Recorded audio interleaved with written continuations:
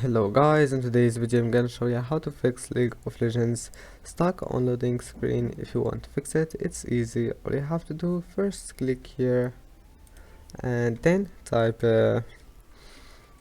after that type here device manager,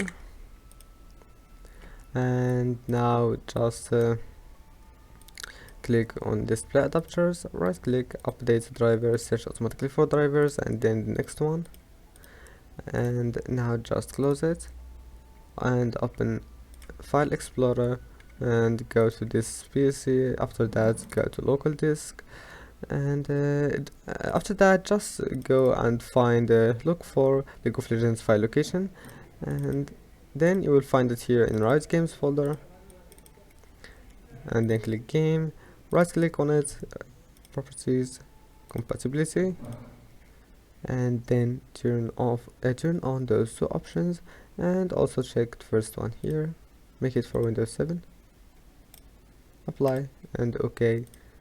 And now open League of Legends, go to settings, click game, and check this option here, click OK, click done, and you will find that your problem is fixed. And that's it for today's video. Don't forget to like and don't forget to subscribe, and see you in the next video.